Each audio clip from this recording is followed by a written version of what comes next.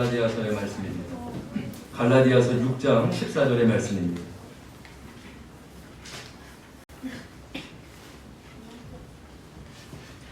우리 신약 309페이지에 있습니다. 갈라디아서 6장 14절입니다. 우리 한 절입니다. 다 같이 함께 한 목소리로 합독하겠습니다. 시작. 그러나 내게는 우리 주 예수 그리스도의 십자가 외에 결코 자랑할 것이 없으니 그리스도로 말미암아 세상이 나를 위하여 십자가에 못 박히고 내가 또한 세상을 위하여 그러하니라. 아멘. 여러분, 전에 교회와 목욕탕에 닮은 공통점이 있다고 들은 적이 있습니다. 여러분, 뭐가 공통점, 교회와 목욕탕의 공통점이 무엇이 있을까요? 먼저는 무엇을 입을까 먹을까 걱정하지 않는답니다. 예수님도 우리에게 그런 걱정을 하지 말라고 하셨는데 목욕탕도 그런 고민이 없어도 됩니다. 또 미지근함, 뜨거움, 차가움이 골고루 있습니다. 그리고 때를 얻든지 못 얻든지 항상 밀어붙입니다. 제일 은혜로운 건 뭔지 아십니까? 신뢰를 범해도 대체로 봐준다는 것입니다. 우리 교회가 목욕탕처럼 신뢰를 범해도 은혜로 용서하고 사랑할 수 있는 교회가 되길 소망합니다. 마지막으로 들어올 때보다 나갈 때 심신이 가벼워져서 나간다라는 것이죠. 저는 우리 교회에서 드리는 예배마다 하나님이 임재하시고 하나님이 받아주셔서 우리의 심령도 회복되고 치유되는 은혜가 있기를 소망합니다. 그래서 우리가 때로는 삶의 무거운 마음으로 왔더라도 예배를 통하여 예배를 드리고 나갈 때는 하나님이 주시는 그런 가벼운 마음과 기쁨으로 돌아가는 은혜가 있기를 소망합니다. 오늘 함께 나눌 말씀은 설교의 제목은 신앙의 기준입니다. 우리 함께 제목 한번 읽어볼까요? 신앙의 기준.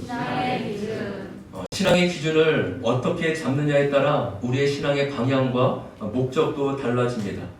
성경에 보면은 신앙의 기준이 참으로 많이 나올 텐데 저는 그 모든 것을 함축하여 세 가지로 신앙의 기준을 말씀드리려고 합니다. 이 세 가지를 꼭 기억하셨으면 좋겠습니다. 바로 창조신앙, 십자가신앙, 종말신앙입니다. 우리 한번 고백해볼까요? 창조신앙, 십자가신앙, 종말신앙. 여러분, 먼저 첫 번째로 창조신앙입니다. 성경 전체의 시작은 이렇습니다. 태초에 하나님이 천지를 창조하시니라. 성경은 이 한마디로 모든 만물과 우리 인간의 기원에 대한 궁극적인 질문에 답합니다.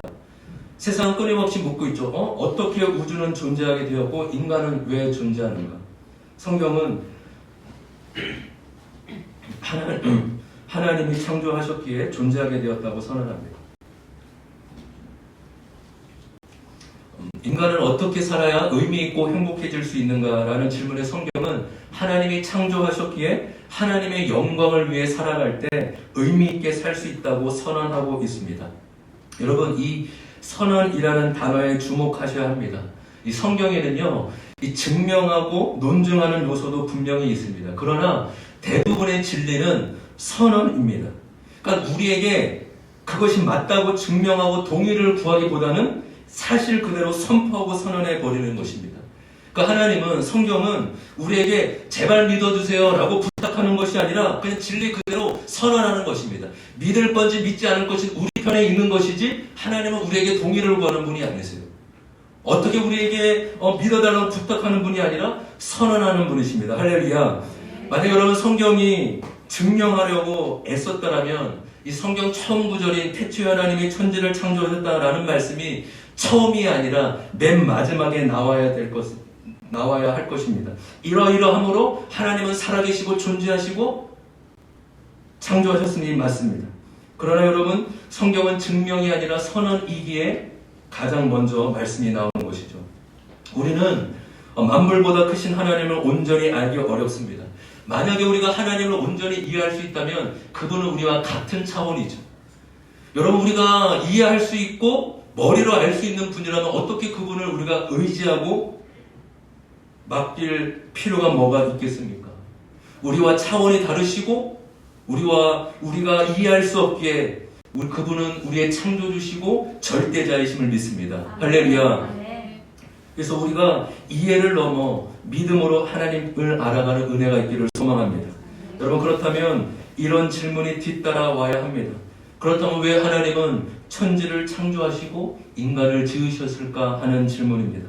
아무 목적 없이 아무 의미 없이 지은 것이 아니라 분명한 목적을 가지고 지으셨다라는 것입니다. 여러분, 우리 자녀들이, 아이들이 좋아하는 영화나 뭐 드라마 또 뭐 작품 이런 거 보면요, 감독이 직접 나오지는 않습니다. 그러나 그 작품 안에 감독의 의도와 목적이 다 담겨져 있습니다. 그렇죠? 하나님도 마찬가지로 이 세상을 만드실 때 하나님의 의도와 목적으로 이 세상을 만드셨다라는 것이죠. 그렇다면 왜 하나님은 천지를 창조하셨을까요? 예. 우리 믿음이는 하나님 왜 이 땅을 만드셨을 것 같아요? 괜찮아요. 우리 교회는 우리 세대가 함께 예배드리는 교회입니다. 할렐루야. 예, 우리 믿음이를 시킬 수 있다는 건 다른 분들이 이렇게 물어볼 수 있다는 겁니다. 여러분 잘 듣고 계신 것 같은데, 그러니까 생각하면서 저는 하나님의 말씀은 우리에게 또 지성을 주신 분 아니니까 하나님께서, 그래서 생각하면서 정말 그 말씀이 맞나 이렇게 우리가 생각하면서 들으면 너무 좋을 것 같습니다. 왜 하나님이 천지를 창조하셨을까? 바로 하나님은 천지를 창조하심으로 자신의 존재를 드러내고 싶으신 것입니다. 아멘. 이거 언제 아까 나왔나요? 지금 나왔나요? 지금 나왔나요? 좋습니다. 딱 타이밍이야. 우리가 개척교회 이제 시작하는 거에 이제 손발을 맞춰가는데 그래도 잘 맞고 있어요, 지금까지요. 왜냐하면 이제 말씀이 딱 나오고 중간쯤에 이제 나와야지, 그렇구나 하는데 먼저 나오면 이제 궁금함이 이제, 그쵸? 쉽게 해소가 되니까. 여러분, 조금 제가 어려운 부분 먼저 잠깐 말씀을 드리고 이렇게 넘어가겠습니다. 그러니까 하나님은요, 자신이 지은 피조물을 통해 하나님 그분을 드러내신 것입니다. 하나님은 천지를 창조하지 않으셔도 그 존재만으로도 하나님 되십니다. 할렐루야. 여러분, 하나님은요, 빛 그 자체이시고 영광 그 자체이세요. 근데 하나님은 어떤 성품이 계시냐면 고정되고 가만히 계신 분이 아니라 자신을 밖으로 계속 드러내고 싶어하는 그런 경향성이라고 합니다. 성품을 가지고 계십니다. 따라서 여러분, 창조의 목적은 하나님 자신을 드러낸 것이에요. 하나님 자신의 영광을 위해서 지으신 것입니다. 그러니까 우리가 보통 말하는 하나님께 영광을 돌리라라는 개념과 다른 것이에요. 우리가 늘 그냥 익숙하게 듣던, 여러분 하나님께 영광 돌리는 삶을 사십시오, 이거와 다른 차원. 하나님은 자기의 영광을 위해 지으셨구나. 하나님은요, 우리가 하나님께 영광을 돌리던 돌리지 않던 영광스러운 분이십니다. 이게 이미 영광스러운 분이시죠. 하나님은 자신이 만드신 이 창조물을 통해 그 만드신 만물을 보며 기뻐하십니다. 또한 인간이 그 하나님이 만드신 만물을 보며 하나님을 인정하고 높여드릴 때 기뻐하시는 분이세요. 할렐루야. 그러니까 우리의 신앙의 출발점이 여기에 있습니다. 하나님의 창조의 목적은 우리 인간의 행복이 아니에요. 여러분, 그게 없다는 게 말씀드린 게 아니라 그게 영순위가 아니라는 거예요. 하나님 우리 행복하라고 만드셨구나. 아니요. 그거는 두 번째, 세 번째의 목적이지, 언제나 창조의 목적 첫 번째는 무엇이라고요? 하나님 그분 자신의 영광을 위해서입니다. 할렐루야. 하나님이 우리의 삶의 목적, 그래서 신앙의 목적 또한 하나님 그분 자신이어야 된다라는 것이죠. 하나님의 창조 목적이 하나님을 드러내는 것이라면 우리가 그 목적대로 사는 것이야말로 최고의 삶을 살아가는 것입니다. 우리가 하나님을 위해 뭔가 많이 해드리고 위대한 업적을 남기고 사람이 부러워할 만한 성공을 이루는 게 하나님의 영광이 아니라 내가 하나님으로부터 지음받은 존재라는 사실을 인정하는 것이 하나님께 영광입니다. 할렐루야. 나는 하나님 지음받은 존재입니다. 저는 하나님 없이는 아무것도 아닌 존재입니다. 라는 것을 아는 것이 하나님의 영광이 되는 것이죠. 하나님의 영광이란 하나님이 창조주 되시고 우리는 그분의 피조물이라는 사실을 인정하는 데서부터 시작합니다. 여러분, 그래서 우리의 신앙은 언제나 선악과를 심는 데서부터 시작합니다. 하나님이 우리 인간을 만드셨을 때 다른 어떤 피조물과 비교할 수 없을 정도로 위대한 존재로 만드셨죠. 창세기 1장 28절에 볼까요? 같이 한번 1장 28절 읽습니다. 시작. 하나님이 그들에게 복을 주시며 하나님이 그들에게 이르시되 생육하고 번성하여 땅에 충만하라. 땅을 정복하라. 바다의 물고기와 하늘의 새와 땅에 움직이는 모든 생물을 다스리라 하시니라. 아멘. 하나님이 천지를 만드시고 여섯째 날 인간을 만드셨습니다. 하나님이 마지막에 인간을 만드셨다는 것은 하나님의 가장 큰 관심과 사랑에서 나온 것이죠. 또한 하나님이 이 놀라운 말씀, 이 땅을 다스릴 수 있는 통치권을 우리에게, 저와 여러분에게 부여하셨다는 사실입니다. 여러분, 이 다스린다라는 것은 오직 하나님만 갖고 계신 것인데, 하나님이 우리에게도, 인간에게도 이 땅을 다스릴 수 있는 권위, 통치권을 주신 것입니다. 하나님은 우리에게 최고의 사랑과 최고의 권위를 동시에 주신 것이죠. 그리고 나서 하나님이 우리에게 아주 중요한 말씀을 하시죠. 창세기 2장 16절 17절입니다. 다 같이 한번 2장 16절 17절 시작. 여호와 하나님이 그 사람에게 말하시되 동산 각종 나무의 열매는 네가 임의로 먹되 선악을 알게 하는 나무의 열매는 먹지 말라. 내가 먹는 날에는 반드시 죽으리라 하시니라. 아멘. 여러분 16절 한번 보실까요? 우리는 에덴 동산하면 가장 먼저 선악과를 떠오르는데 또한 선악과밖에 없는 줄 아는데 그렇지 않습니다. 보시면 각종 나무, 그러니까 온갖 나무의 종류의 열매가 다 있었다라는 것이죠. 그렇죠? 자유를 마음대로 할 수 있고 마음대로 먹을 수 있는 자유를 허락해 주셨습니다. 근데 모든 자유 가운데 딱 한 가지만 하지 말라고 하셨죠. 무엇입니까? 선악을 알게 하는 나무의 열매만큼은 먹지 말라고 하신 것입니다. 여러분, 사람은 참 재미있습니다. 다 자유를 주고 한 가지만 하지 말라고 하면 자유에 감사하는 것이 아니라 그 하지 못하는 한 가지 때문에 한 가지를 더 크게 봅니다. 예를 들어서 제가 선빈에게, 첫째 딸 선빈에게, 선빈아, 연애도 해도 괜찮아, 놀러 가도 괜찮아, 다 네 마음대로 해. 근데 밤 10시까지만 꼭 들어와야 돼. 이거 하나만은 꼭 지켜야 돼. 라고 하면, 얘기하면 어떻게 느낄까요? 우리 아빠는 늘 나를 귀찮게만 해. 하라는 것도 없고 맨날 10시만 들어와야 돼. 여러분, 제가 언제 그랬어요? 그쵸? 아니죠. 다 해도 된다고 했죠. 다 하고 뭐만 하지 말라고요? 10시까지만 들어와. 근데 그렇게 얘기하면 아빠는 나를 구속해, 못 살게 해. 이렇게 불의한 게 어디 있어? 라고 느끼는 겁니다. 그러니까 아담도 안타까운 겁니다. 하나님은 선악과를 통하여서 우리에게 가르쳐 주기를 원하셨습니다. 무엇이죠? 하나님이 누구시고 우리 인간이 누구인지를. 우리 사람이 하나님으로부터 최고의 사랑과 최고의 권위를 받았지만, 대단한 존재 같지만 결국 지음받은 존재임을 잊지 말라는 것입니다. 생명이 우리 스스로 나온 것이 아니라 하나님으로부터 온 것임을 알려주시기 위한 것입니다. 할렐루야. 하나님이 이 선악과를 통하여서 아담에게, 아담아, 내가 너를 최고의 존재로 만들었단다. 너는 다른 어떤 불과 피조물과 비교할 수 없는 최고의 사랑, 최고의 권위를 가지고 있어. 근데 이것 하나만 잊지 마렴. 내가 너를 만들었단다. 내가 너의 창조주이고 너는 나에게 지음을 받은 존재이다. 여러분, 창조신앙은 우리의 신앙의 출발점입니다. 할렐루야. 내가 누구인지, 하나님이 누구신지를 여러분 알기를 소망합니다. 그래서 저와 여러분의 삶 가운데 날마다 선악과를 심기를 바랍니다. 여러분의 가정에 있을 때 여러분 가정에 하나님이 주인이심을 선악과로 심으십시오. 여러분이 일하는 그 처소에 하나님의 주인 되심을 인정하고 선포하는 선악과를 심으십시오. 할렐루야. 또 우리 학생이라면 학교에 가서 학교의 주인은 우리나라도 맞지만 우리나라를 넘어 하나님 주인이십니다. 창조주이십니다. 라는 창조신앙을 갖기를 소망합니다. 그럴 때 하나님께서 우리의 삶을 통해 영광을 받아주실 줄 믿습니다.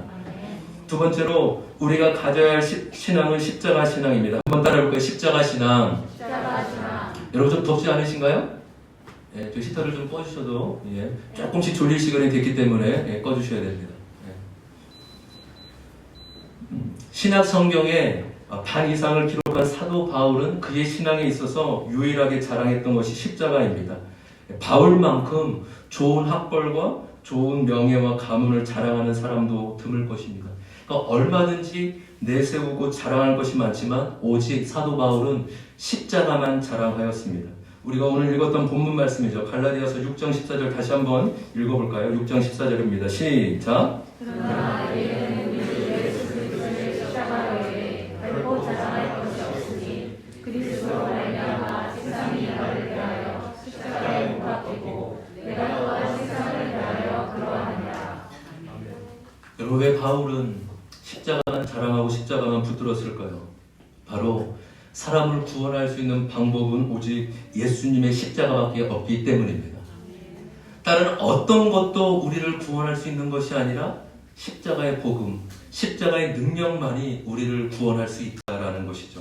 여러분 그림 한번 볼까요? 이 내비게이터에서 이 그림 브릿지 전도할 때 잘 글씨가 조금 잘 안 보이는데 제일 위에 보면 보이시나요? 뭐라고 적혀 있죠? 선행입니다. 그러니까 하나님이고 사람이고 하나님 편에 갈 때, 하나님 편에 도달할 때 사람들은 좀 더 많은 선행을 쌓고 도덕적으로 잘 살면 하나님께 이룰 수 있다고 여깁니다. 또 어떤 사람은 돌을 닦든지 수행을 하든지 종교 생활을 충실하게 함으로써 그 길에 이룰 수 있다고 여깁니다.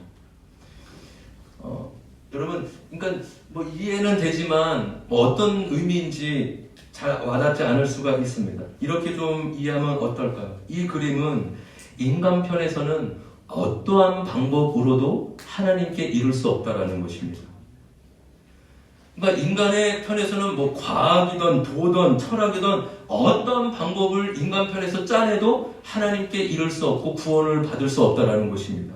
십자가가 무엇입니까? 십자가는 인간 편에서 방법이 없기에 하나님 편에서 마련한 것이 십자가입니다. 할렐루야. 그러니까 십자가를 바라볼 때 우리에게는 소망이 없구나. 우리에게서 나온 것이 아니라 하나님이 우리에게 은혜를 주신 것이고 우리에게 구원의 길을 마련해 주신 것이구나 라고 알 수 있는 것이죠. 십자가 안에 우리 인간을 향한 하나님의 완전한 사랑이 담겨져 있음을 믿습니다. 또한 십자가 안에 죄에 대한 하나님의 완전한 공의, 완전한 심판이 담겨져 있어요. 여러분, 우리 십자가는 언제나 이 공의와 사랑이 담겨져 있는 것이죠. 오직 십자가만이 우리를 구원할 수 있는 하나님의 능력이 됨을 믿습니다. 고린도전서 1장 18절 말씀 우리 같이 한번 읽어볼까요? 고린도전서 1장 18절이면 다 같이 시작. 십자가의 도가 멸망하는 자들에게는 멸망하는 것이요 구원을 받는 우리에게는 하나님의 능력이라. 할렐루야. 세상 사람들은 십자가를 보면 욕하고 우습게 여기지만 우리에겐 그렇지 않다라는 거예요. 왜요? 그 십자가는 우리를 구원하는 하나님의 능력이기 때문입니다. 예수님의 모든 생애와 사역은 무엇을 향해 맞춰져 있을까요? 구약에 이미 예언하셨고 예수님이 예언한 대로 탄생하셨고 공생의 사역과 그리고 십자가에 죽으셨고 부활하셨고 승천하셨고 재림하셨습니다. 여러분, 이 모든 생애와 사역은 바로 예수님의 죽으심, 부활에 초점이 맞춰져 있습니다. 넘겨볼까요? 네. 여러분, 성경에 말하는 예언, 탄생, 공생의 죽음, 부활, 승천, 재림 모든 게 다 소중하고 중요하죠. 근데 예수님의 모든 사역의 초점은 바로 이 십자가의 죽음, 부활에 맞춰져 있다는 것입니다. 예수님은 우리의 구원을 위해 십자가에 죽으셨고 또 우리에게 영원한 생명을 주시기 위해 부활하신 것입니다. 할렐루야. 그래서 부활, 십자가는 우리의 능력이고 생명인 것입니다. 그래서 우리의 신앙과 삶의 중심에 오직 십자가만이 놓여져 있어야 됩니다. 갈라디아서 우리가 너무나 사랑하고 좋아하는 말씀 갈라디아서 2장 20절 말씀입니다. 다 같이 한번 읽어보겠습니다. 시작. 내가 그리스도와 함께 십자가에 못 박혔나니 그런즉 이제는 내가 사는 것이 아니요 오직 내 안에 그리스도에서 사시는 것이라. 이제 내가 육체 가운데 사는 것은 나를 사랑하사 나를 위하여 자기 자신을 버리신 하나님의 아들을 믿는 믿음 안에서 사는 것이라. 할렐루야. 우리가 사랑하고 우리의 마음에 늘 품어야 되는 말씀입니다. 여러분, 우리가 이 말씀을 볼 때마다 때로는 느낌이나 체험으로 받아들이려고 하죠. 여러분, 느낌과 체험도 중요하지만 더 중요한 것은 진리입니다. 할렐루야. 여러분, 내가 그리스도와 함께 십자가에 못 박혔나니, 여러분 여기서 먼저 내가 라는 단어와 함께라는 단어를 빼보십시오. 그럼 무엇입니까? 그리스도가 십자가에 못 박혔나니. 할렐루야. 여러분, 내가 못 박힌 것보다 예수님이 십자가에 못 박힌 것이 더 중요합니다.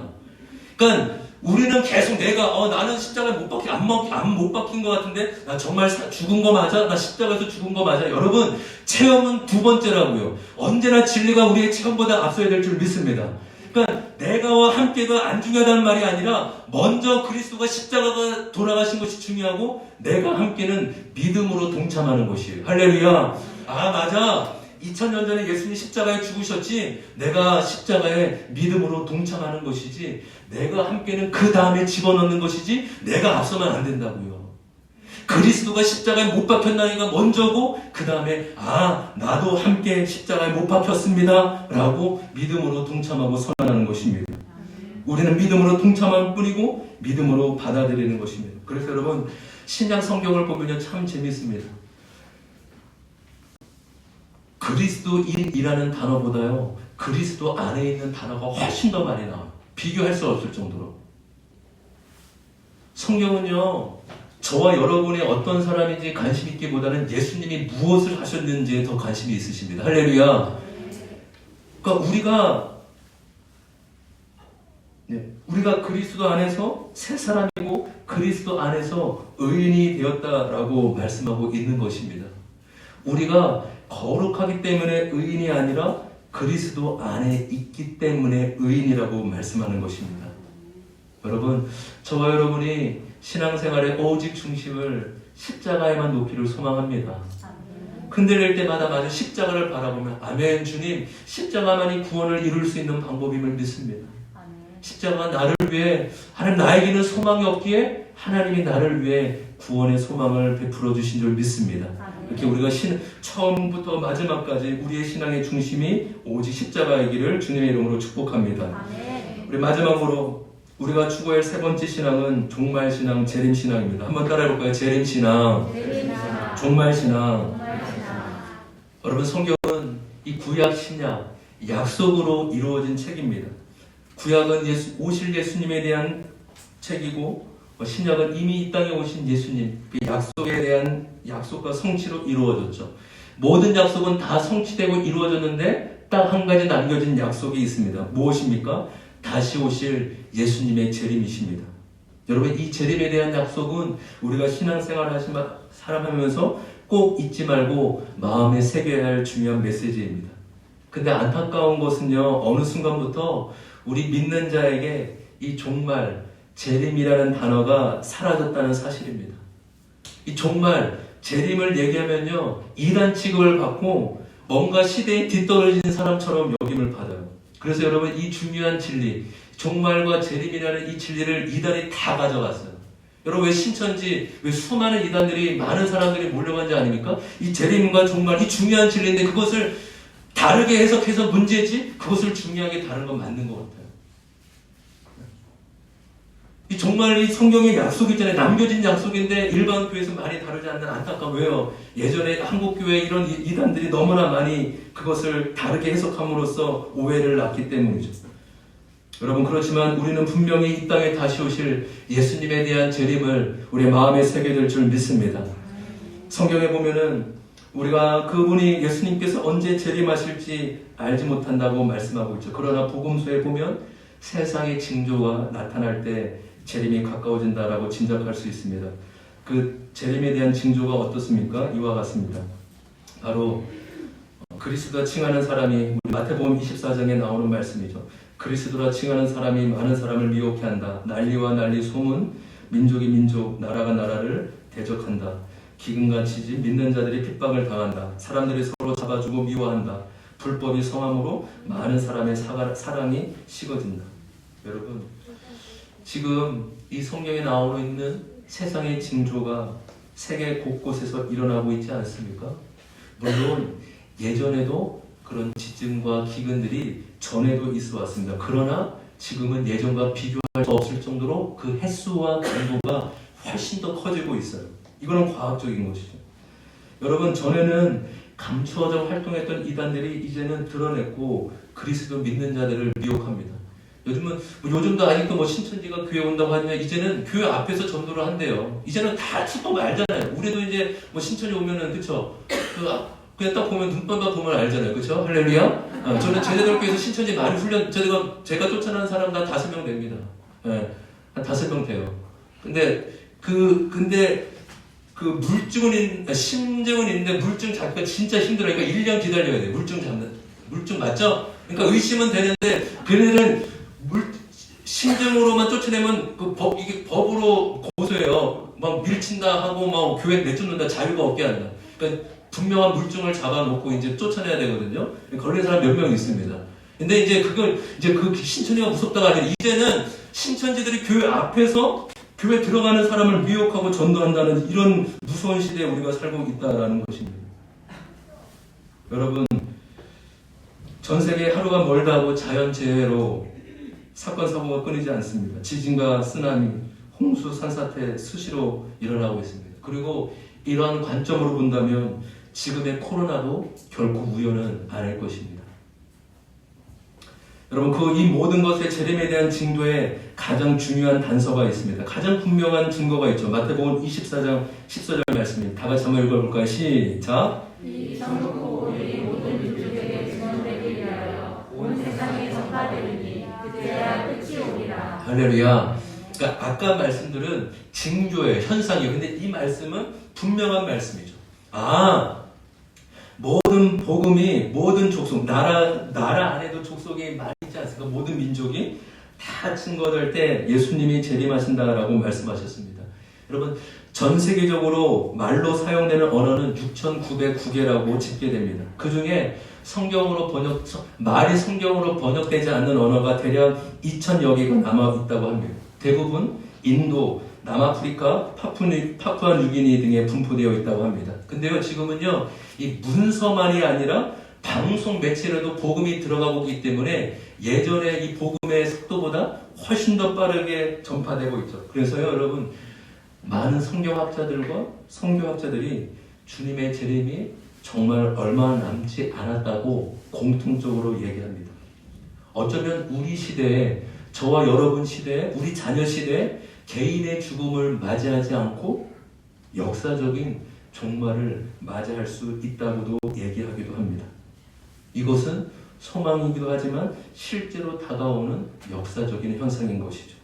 여러분, 그렇다면 우리가 예수님의 재림과 종말을 기다리며 무엇을 준비해야 될까요? 우리가 세상 끝날까지 우리의 믿음을 잘 지키고 예수님을 끝까지 따라가야 될 줄 믿습니다. 시간이 지나면서 어쩌면 교회 안에서도 믿음이 있는 자는 더 있어지지만 세상과 교회의 믿음과 두 다리를 걸친 사람은 교회를 떠나갈 수도 있습니다. 여러분, 지금 한국 교회는 전도가 많이 어려워지지 않았습니까?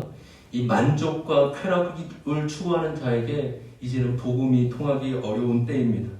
우리가 어떻게든 믿지 않는 자에게도 복음을 전하는 것에 최선을 다해야 됩니다. 할렐루야. 그렇지만 또한 교회 안에 있는 우리가 먼저 예수님 재림의 복음서에 보면 예수님 재림 전에 대환란의 시기가 정말로 믿음으로 인내하고 견뎌야 될 시기가 있다는데 어쩌면 그때는 순교의 믿음, 내가 주님을 위해 목숨을 바치겠습니다, 순교할 각오를 하겠습니다라는 그 순교의 신앙에 있어야지만 그 환란의 시기를 인내하며 견딜 수 있다고 얘기합니다. 여러분, 그래서 우리가 교회 안에 있는 우리가 먼저 하나님, 우리의 믿음이 더욱더 살아있고 하나님 앞에 우리의 생명을 드릴 수 있는 믿음이 되게 하여 주시옵소서. 소망할 수 있는 은혜가 있기를 소망합니다.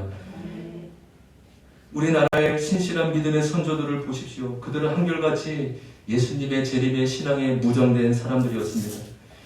예수님의 재림을 고대하면서 때묻지 않는 신부, 거룩한 신부로 신랑을 맞이할 준비하는 사람입니다. 저와 여러분 모두가 이 시대에 깨어 있어서 예수의 재림의 신앙으로 나아가는 그리스도 되기를 축복합니다. 그런 말씀을 정리합니다. 우리의 신앙으로 삼아야 될 것은 창조신앙, 십자가신앙, 재림신앙입니다. 하나님 우리의 창조주 되시며 주인됨을 믿습니다. 날마다 선악과를 여러분 마음에 심으십시오. 무엇보다 십자가는 우리의 삶과 신앙의 중심입니다. 십자가만을 붙잡고 나아가길 소망합니다. 그리고 이제 곧 다시 오실 예수님의 재림, 성경에 남은 마지막 한 가지 약속을 이루실 그 주님을 우리가 깨어서 기다리며 주님을 사모하는 저와 여러분 되기를 주님의 이름으로 축복합니다. 아멘. 다 같이